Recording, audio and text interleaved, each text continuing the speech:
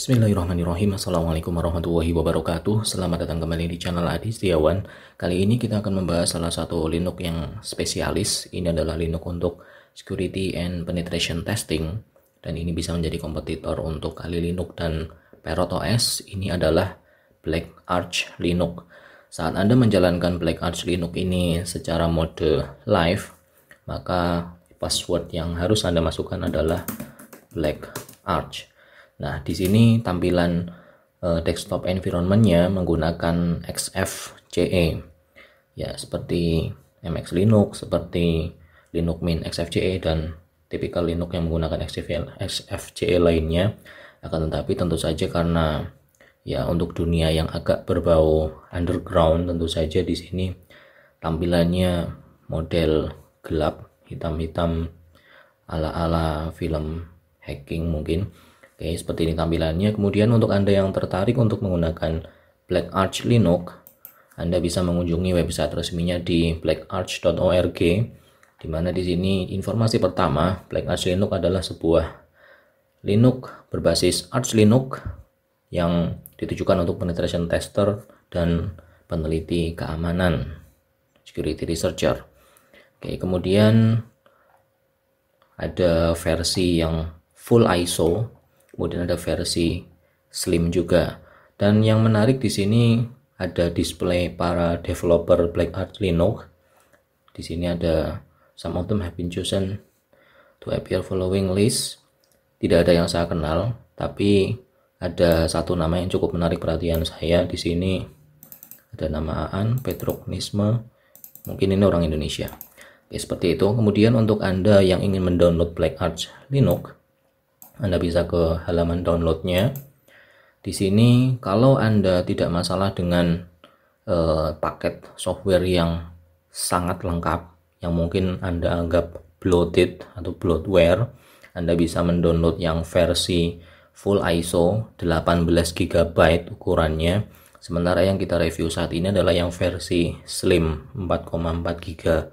Slim saja sudah 4,4 GB.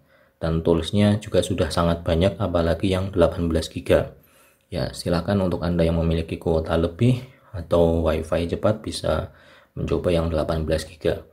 Secara umum perbedaannya hanya di masalah jumlah paket yang tersedia. Kemudian di sini juga ada panduan untuk Anda yang baru menggunakan Black Arch, termasuk sudah ada bahasa Indonesia juga meskipun belum sempurna translasinya. Lalu dari sisi popularitas, kalau Anda mencermati halaman awal distrowatch.com, kemudian mencari Black Arch, ternyata Black Arch sudah tidak ada. Karena saat ini Black Arch ini ada di posisi 108. Ya, 108, sementara yang tampil di halaman utama distrowatch hanya 100. Padahal beberapa waktu yang lalu Black Arch masih ada di sana, dan saya coba telusuri. Di sini dalam 12 bulan terakhir Black Arch masih ada di posisi 91, akan tetapi dalam 6 bulan terakhir sudah turun ke posisi 108. Tentu saja ini bukan berarti penurunan kualitas, hanya masalah jumlah klik saja, dan kita tidak bisa menggunakan DistroWatch sebagai tolak ukur apakah suatu Linux itu terbaik atau tidak. Ini hanya masalah popularitas berdasarkan jumlah klik saja. Ya, seperti itu. Kemudian untuk sisi internalnya, karena menggunakan desktop environment XFCE, tentu saja kita bisa mendapatkan suatu sistem yang ringan, terbukti dengan tools NeoFetch yang saya tambahkan secara manual, belum ada by default. Di sini saat tidak menjalankan aplikasi apapun, memori yang digunakan hanya sekitar 580-an MB. Sedangkan saat ini 1400 MB dengan kondisi saya menjalankan Firefox dengan membuka 5 tab. Ya, tentu saja ini masih kategori sangat cukup, terutama untuk Anda yang memiliki RAM terbatas hanya 2 GB-an. Meskipun kondisinya agak jarang, laptop modern dengan RAM 2 GB, atau mungkin Anda menjalankannya seperti saya di mode virtual, ya supaya tidak terlihat menarik perhatian dengan tampilannya seperti ini. Anda bisa mengalokasikan memori 2 GB. Kemudian di sini OS-nya Arch Linux, ya basisnya Arch Linux. Kemudian kernelnya 5.13 sudah sangat baru karena kernel 5.14 baru dirilis kemarin-kemarin ini saat Linux berulang tahun ke-30. Kemudian package-nya 1400. Ya, sebenarnya ini agak sedikit, tapi tentu saja ukuran 4,4 GB ini ya ada banyak fitur yang bisa kita dapatkan. Shell-nya ZSH, kemudian desktop environment XFCE. Oke, temanya BlackArch XFCE. Ya, seperti itu. Kemudian dari sisi tampilan, ini tipikal XFCE yang kita kenal. Start menu di bagian kiri bawah, kemudian panel di bagian bawah. Kita bisa berpindah dari satu virtual desktop satu ke yang lain dengan diklik atau menggunakan kombinasi keyboard. Kontrol Alt, panah kanan, panah kiri, ya, semacam itu. Kemudian ada notifikasi untuk jaringan, volume, power, kemudian notifikasi, kalender, dan nama user yang sedang aktif saat ini, termasuk opsi untuk login, logout, dan sebagainya. Di desktop ini tampilan apa adanya, yang tentu saja ini bisa disembunyikan tampilan shortcutnya untuk Anda yang menyukai tampilan desktop yang bersih. Oke, kemudian dari sisi aplikasi bawaannya, kita coba dari aksesoris. Di sini kalau dicermati, ini adalah tipikal aplikasi bawaan dari XFCE atau biasa yang muncul di XFCE, Application Finder, untuk mencari aplikasi atau pengaturan start menunya juga. Kemudian di sini book rename, menamai banyak file sekaligus, clipboard manager, kalkulator, mousepad, ya, text editor bawaan dari XFCE. Oke, kemudian ya tipikal Redshift kalau temperatur, text screenshot, kemudian software token, tuner, file manager. Ya, di sini umumnya XFCE file manajernya menggunakan tuner, bukan Nemo, bukan Dolphin.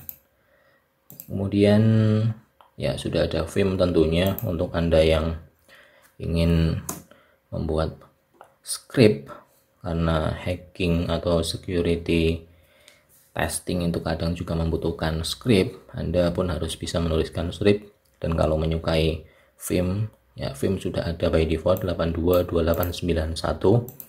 Kemudian untuk ekstrak file dan semacamnya, di sini sudah ada X-Archiver. Ya. Oke, semacam itu untuk bagian aksesoris.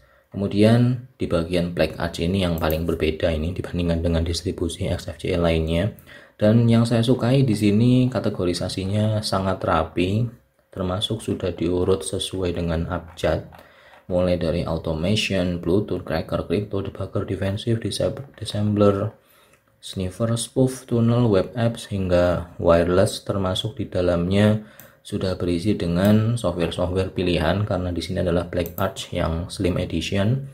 Ya, misalnya di bagian automation di sini ada custom word list generator, kemudian word list generator dan sebagainya. Ya, jangan tanya saya ini untuk apa fungsinya dan bagaimana cara menggunakannya. Intinya semua tools yang ada di sini umumnya itu akan membuka terminal dan akan dijalankan menggunakan terminal. Ya, yang saya sampaikan di sini lebih ke fitur-fiturnya, tapi untuk penggunaan teknisnya Anda bisa membaca dokumentasinya, kemudian bisa bergabung ke komunitasnya, termasuk untuk tools cracker ya yang sering saya dengar paling Hydra dan John the Ripper, ini password cracker. Kemudian untuk crypto, Archon, HID, SSLice, debugger. Kemudian bagian defensif ada inet, SIM, disassembler, fingerprint, forensic. Oke, fuzzer, miscellaneous. Ya, di sini ada Y juga, networking, ARP scan, ya semacamnya, proxy, Tor untuk anonymous. Kemudian ada reconciliation. Oke, kemudian untuk reversing, open source tools to disassembler, debug, analyze, binary file, scanner. Oke, ada Nikto juga. Kemudian sniffer, hati-hati dengan tool sniffing ini. Kemudian untuk spoofing juga, multiple max on adapter. Kemudian untuk tunnel, web apps. Ya, kemudian wireless, ya paling aircrack NG ini yang dan Kismet yang kadang saya dengar. Itu untuk versi aplikasi-aplikasi yang termasuk dalam kategori Black Arch di Black Arch Slim ISO yang kita bahas saat ini. Untuk Anda yang mungkin membutuhkan tools yang saat ini belum tersedia di sini, Anda bisa menambahkannya secara manual atau Anda bisa mempertimbangkan untuk mendownload yang 18 GB kalau mau. Ya, tentu saja tidak semuanya akan terpakai, tapi untuk belajar saya kira tidak masalah. Kemudian bagian development di sini hanya ada satu, CMake Cross Platform Build System. Kemudian grafik juga hanya image viewer saja. Untuk internet di sini ada SSH dan VNC, ada Chromium, ya versi semacam versi open source-nya dari Google Chrome, Firefox sudah standar wajib, Hexchat dan Wireshark untuk analisis traffic jaringan. Ya, semacam itu. Nanti penggunaannya Anda bisa merujuk ke channel-channel lain seperti channelnya Pak Ono Purbo dan semacamnya. Kemudian dari sisi multimedia di sini sudah ada Parallel Media Player, kemudian Pulse Audio dan Video Capture Utility. Tidak ada VLC, tapi itu tidak masalah. Saya rasa ketika Anda memilih untuk menggunakan Black Arch ini, mungkin bukan sebagai Linux utama di laptop Anda, hanya sebagai live USB atau hanya dalam virtual saja. Tapi kalau memang terpaksanya atau memang niat untuk menggunakannya sebagai mesin utama, ya Anda tinggal menambahkan VLC dan teman-temannya saja.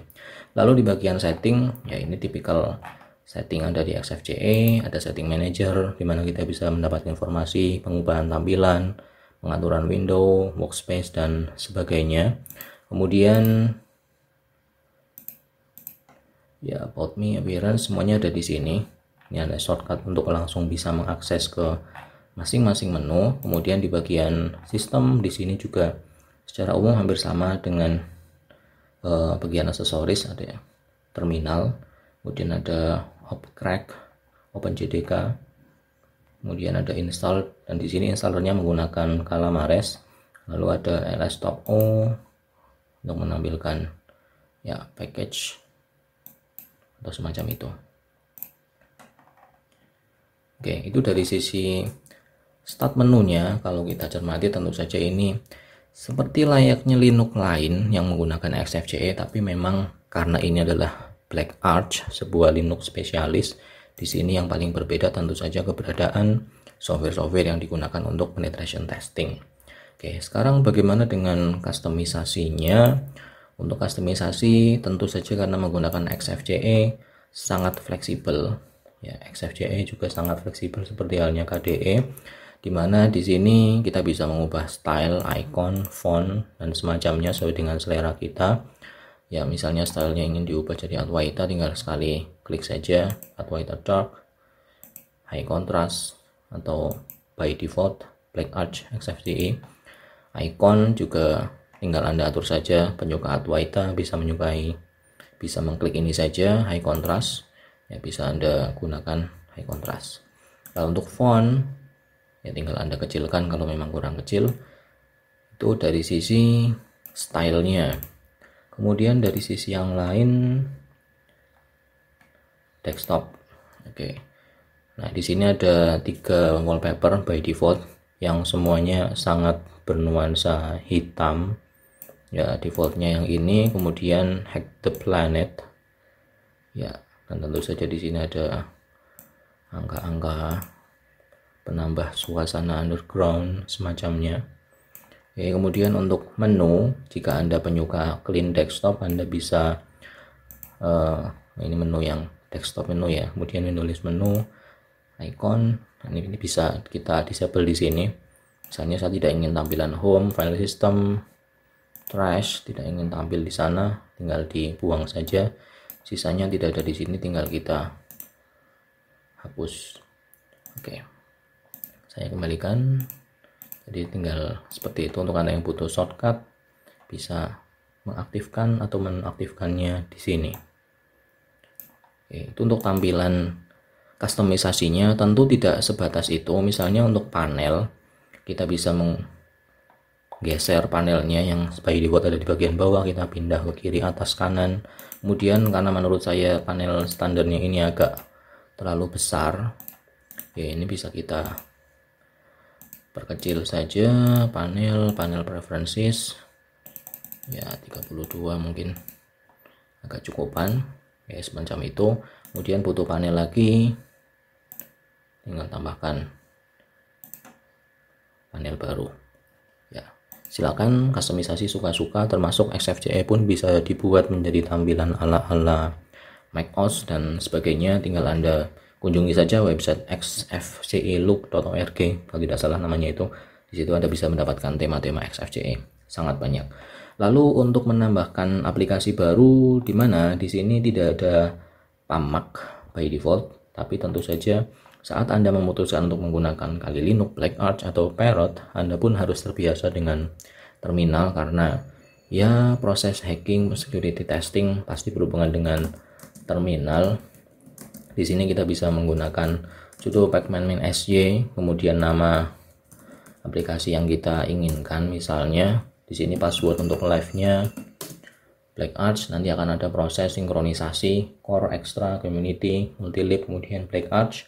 Di sini karena sudah ada proses sinkronisasi sebelumnya, jadi sudah up to date semua, dan prosesnya seperti ini, sangat cepat, tipikal Arch Linux, AUR dan semacamnya. Oke, kemudian jika Anda ingin mengupgrade secara keseluruhan, Anda bisa menggunakan perintah yay ini. Oke, lagi proses sinkronisasi, starting full upgrade, sistem upgrade. Nah, di sini kalau ingin langsung mendownload versi upgrade terbarunya, Anda harus menyiapkan 1,1 GB space atau kuota. Ya, padahal yang saya review ini adalah versi 2021.09.1 ya. Tapi sudah ada full upgrade yang 1 GB lebih. Luar biasa memang kalau keluarga Arch Linux itu. Oke. Itu untuk proses menambahkan aplikasi baru. Sedangkan untuk menginstalnya, kita akan mendapati menu install Black Arch ini. Lagi passwordnya Black Arch, dan untungnya di sini installernya menggunakan Calamares ya, 3239 sudah sangat umum, dimana kita tinggal mengatur lokasi kita di mana, keyboardnya apa, pengaturan partisi, user, sudah proses install. Layaknya menginstal Manjaro dan keluarganya. Oke, kemudian apakah Linux ini hanya cocok untuk hacking, security testing? Tentu saja tidak. Ketika ada tools yang sangat banyak seperti ini, biasanya juga disertai pula dengan compiler untuk pemrograman. Jadi di sini kalau Anda ingin coding C, GCC sudah ada, C++ sudah ada, Ruby normally sudah ada, versi 3 bahkan, Python tentu saja sudah ada, Perl pasti sudah ada, kemudian Java ya, Java sudah ada semua. Dan yang paling menarik adalah Python yang terinstall di sini juga tidak sekedar Python standar, tapi dengan perintah piplist kita bisa mendapatkan banyak Python library yang sudah tersedia by default ya, termasuk web framework, Flash, kemudian ya macam-macam sudah ada di sini, Pandas, NumPy. Jadi selain untuk hacking pun, Anda yang ingin belajar data science atau data analysis itu juga bisa menggunakan ini. Tentu bukan berarti saya menyarankan ini, tidak ya. Kalau Anda misalnya ingin suasana yang berbeda, ingin keluar dari Ubuntu, dari Linux dan sebagainya, ingin coding di Black Arch, tentu saja ini sangat bisa, dan paket bawaannya juga sudah sangat cukup, meskipun yang versi slim. Kalau kurang tinggal tambahkan tinggal download yang versi full ISO. Oke, seperti itu untuk review Black Arch Linux yang versi slim ukuran 4,4 GB ya. Silakan Anda cermati apakah ini cocok untuk Anda, atau mungkin ingin mencoba sebagai alternatif dari Kali Linux atau Parrot OS ya, silahkan. Demikian saja review saya, terima kasih atas perhatian yang diberikan. Saya akhiri, assalamualaikum warahmatullahi wabarakatuh.